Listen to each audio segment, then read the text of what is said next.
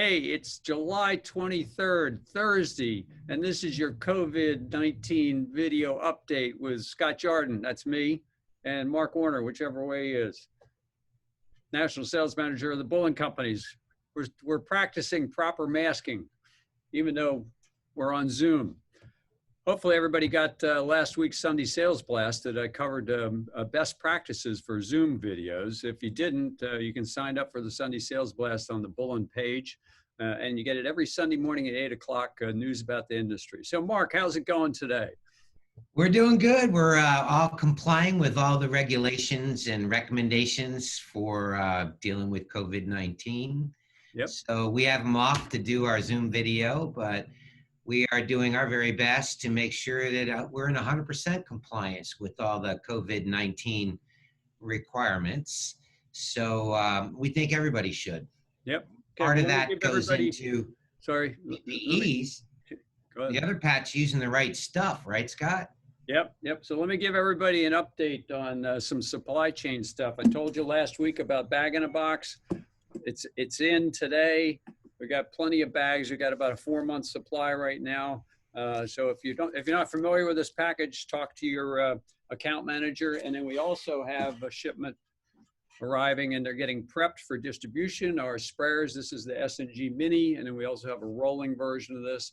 So again, if you're interested in our spray systems to go along with products like Spray and Go, they are going to be available. You can talk to your account manager on that. So today, Mark, we're going to cover some of the things that you and I and many of our account managers get asked about in regards to disinfecting. So we have some FAQ questions. We have some of this stuff on the website, but we thought let's talk about two in particular. So the first one, I'm going to put you on the spot. Do I need to rinse after disinfecting? That's one we get all the time. And Mark, you're the expert, so fill us in. So there's technically a lot of answers, but all of it really should start with talking about what the best practices are. So best practices for disinfection is, number one, you can't disinfect a surface that's visibly soiled. The formal term is you must remove gross soil deposits. Well, that is a question we get a lot. How do you define what that is? How's a person know what gross soil is? Yep, so that's a technical way of saying if there's visible soil on the surface, that has to be removed. And the logic behind that is pretty plain. If it's dried soda, dried food, dried coffee, or maybe even body sweat or spit or food, any of those things create a barrier that's preventing the disinfectant to have contact with the surface that you're trying to disinfect. Ultimately, since it doesn't have contact with that surface, it doesn't have the appropriate amount of contact time to legally call that area disinfected. So the number one most important step is to make sure that it is the removal of any gross soil deposits, meaning any visible sign of soil must be removed so that you know that when you do apply your disinfectant, it's being applied directly to the surface that you're legally trying to disinfect. So I would guess that the majority of people are not doing proper disinfecting because they just, I mean, if they read a standard label says one-step disinfectant, that's a standard term that's on most disinfectant labels. They would think that means one step means it's just one step. So a large majority of the people are probably not doing it right because they don't think they need to pre-clean. You're right. And actually, I was involved with a Fox News radio show a couple years ago when the floods occurred in Houston, and the interview went something like this. Here's the best practices. First, you need to pre-clean. And the host said, well, I don't even do that at home. And I said, well, I'm not coming to visit you then. He said, well, how many people are doing it right? And I said, unfortunately, very few. Okay. Only those that have been documented, is trained and skilled at this really know how to do it right. So when it gets very serious, there's no substitute for professionals. Yeah. And so that's kind of part of the issue of why professionals are considered professionals, is they do know that an area needs to be pre-cleaned prior to applying a disinfectant. And the reference of 1 step to 2 step really is not talking about skipping a cleaning step. It's talking about whether or not that particular disinfectant product has any cleaning properties in it. For example, bleach has no cleaning properties, whereas disinfectants that are made specifically to have cleaning properties have that built into it. And that's what that's a reference to. Perfect. Basically means you can use that product to pre-clean with. And once you've pre-cleaned, you can apply disinfectant on the surface to make sure you get your contact time. So that kind of takes us to the second step of best practice, which is obviously to apply the disinfectant. And if you used it to pre-clean, you're now applying the disinfectant to the area you pre-cleaned so that you're putting it down wet enough to stay wet or have the dwell time that's required by the label. So that's step 2, pretty basic. We definitely look at the film depth of the liquid that's going onto it. If you spray it down in too fine of a mist, it can evaporate away too quickly. If you use the old maid's bucket and a cloth and wipe it down, it can stay wet forever, almost puddling. So some of the reasons why people got into pressurized sprayers is because they can set them up so they're applying a uniform amount of application, and it avoids premature drying, and it avoids overuse due to puddling and some of the things in a less sophisticated application method. Yeah, we have a video that shows the difference between a 5-minute dwell time and with the electrostatic sprayer and a 10-minute dwell time. Both of them. So it's that's below this video posted on the website. You can see that one as well. There's a big difference between a 5 and 10-minute dwell time. I can tell you, it makes you wonder how disinfectant wipes that are sold and certainly very, very popular, how they can possibly leave the surface wet for 10 minutes. Though it's a sprayer is a whole different situation, but I don't know how you get that with a pre-moistened wipe. And it reinforces how very, very wrong it is the way most people think they disinfect their house. They'll grab some bathroom cleaner that says it's a disinfectant. They'll grab a roll of paper towels. They'll walk in and spray the surface and then dry it off with the paper towel. And there's immediately. And there's so many things wrong with that. I couldn't begin to list them, but you don't apply it directly. If you're going to use a cloth like that, you're not applying it directly. You're applying it to the cloth, and there's no contact time. And most people they show doing that have no PPEs on, no eye protection, no gloves. Yeah. They're ricocheting off the wall, and their teeth are getting white. And, who knows? Well, I guess the good news is it's better than not doing anything at all, but not very much. Yeah. Any form of cleaning is better than. How about rinsing, Mark? Let's get to the final big question. Do you need to rinse or not? Well, that's a great question. In some instances, it's required by law. In other instances, it's highly recommended. In other instances, it's just a good idea. So the 4th step in best practice, obviously the 3rd step was allowing the dwell time, which we've discussed. The 4th step in best practice is to rinse.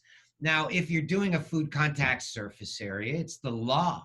If you're doing a surface where people are going to come in contact with their skin, it's just a really, really good idea. So we would say that's a should. And in other areas, it's a recommended procedure, meaning that if there is continual use of disinfectant, especially if it's allowed to air dry after its dwell time, there can be some degree of buildup over time that can create somewhat of a sticky or tacky residue, and that should be periodically rinsed away. So you're back to ground zero, back to the bare floor that you're doing. I think that's a very important point that you made. So if it's somebody that's disinfecting their office once a week, they don't necessarily have to be that concerned about the residue because you're not doing it that frequently. But if you're if you're a school, let's say, and you're spraying doorknobs twice a day, 3 times a day, water fountains, whatever, that's an area where you probably should be doing some rinsing afterwards, just because at some point you're going to end up with residue depending upon the frequency of your application. And that's one of the big concerns, obviously, is if there is a sticky or tacky residue, that actually becomes an area that'll resoil very, very rapidly at 10 times faster rate than a clean surface alone. And that soil we're referring to could actually be pathogenic material. It could be, SARS-CoV-2 laden dust particles. Yeah. Now on the floor, sticking there. Now they stick to the soles of your shoes.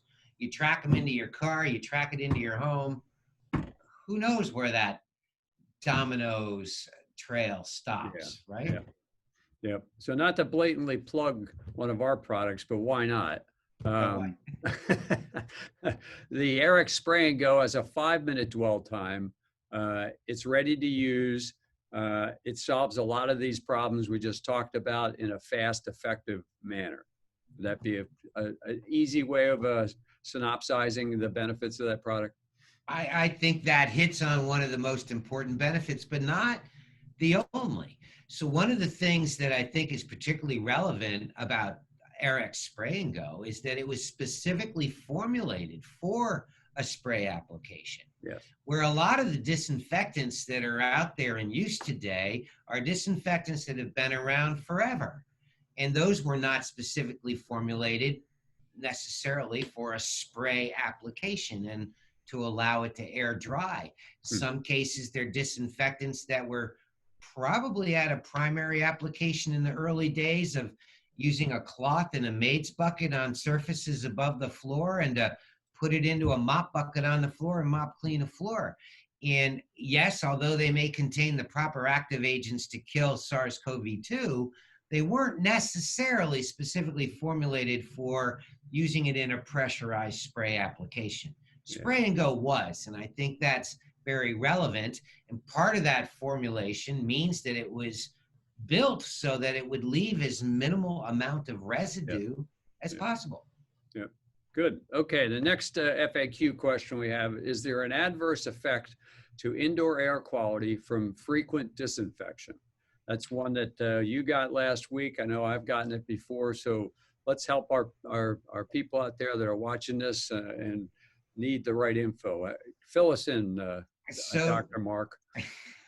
Dr. Mark, we'll go with that for today. Yeah. But anyway, it really depends on the disinfectant. So the answer is yes or no. We all know of disinfectants where if you went into a room every 30, 40 minutes, every hour or two, and sprayed disinfectant around, it could actually gag you. I mean, certainly things that tend to be chlorine based.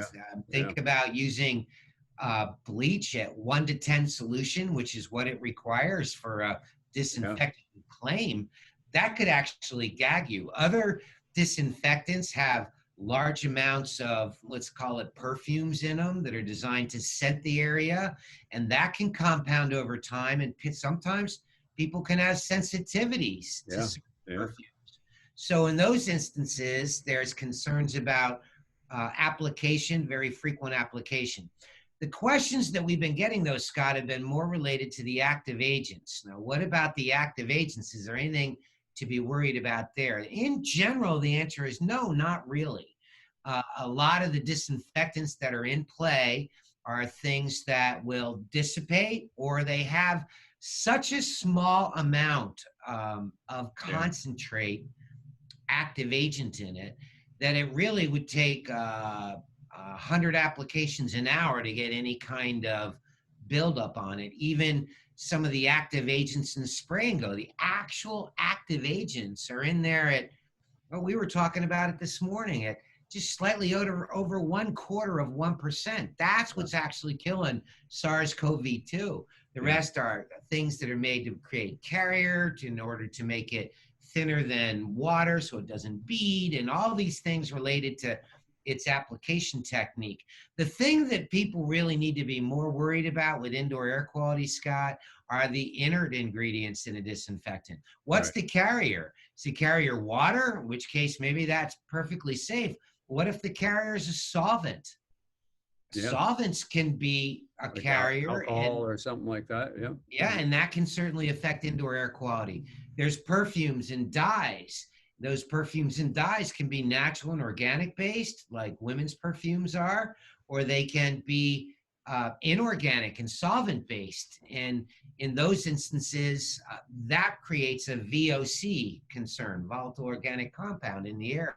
Even some aerosols, the concern can revolve around the propellants in the aerosols. Now, there's been issues regarding propellants and aerosols that have dated back almost 20 years. So the very bad propellants have been pulled out of that mix. A lot of them now will either use compressed air, but there can be other propellants in play. And Yeah. you have to watch that they don't build up and create a VOC build up in the air. So those are just a couple of the things to think about. And beyond those, the active, the dyes, the fragrances, the carriers, we talked about one-step and two-step disinfectants. So if there's a detergent in there, Yeah. if there's something in there to enhance the cleaning action of it, that could be a solvent, or it could be something that would be VOC laden, or it could be something completely safe. Think about things that we offer in our AirX line and our eClean line, for that matter. Those are all tested to be completely safe from that standpoint. And all of that technology is what gets built into our state-of-the-art products like AirX Spray and Go. Good. So the answer is, if you're working with AirX Spray and Go, have no fear, doctor. But some of the things that are out there are valid to have concerns about. Last point I want to make on that, Scott, is that in commercial buildings, there is a requirement for a certain amount of airflow within the room, generally 8 air exchanges an hour. So from that standpoint, even if you are feeling the need to disinfect after every patient, which might be every 5 or 10 minutes, the amount of airflow taking place in a healthcare facility would negate the possibility of a buildup. In this building, a commercial building, we're getting 8 exchanges an hour. Pretty hard to build up if you're applying a disinfectant once every 4 hours. Yeah. In a home or a shower where you had no ventilation, small buildings, old buildings, it would be more of a valid concern. But hopefully that helps with an explanation for the folks. Well, I think we covered a lot with those 2 questions. To close, we have an updated sheet for those of you that want to know what Bullen products under our brands are effective against COVID-19. We talked last week about the Lysol product that kind of got the jump on everybody adding it to their label. It's the exact same product that they had before. Most of the products on this list will also be updated, their labels will be updated. This is going to be on the website below the video where you're probably watching this, so you can download it. So that's kind of up-to-date info. Anything else before we close, Mark?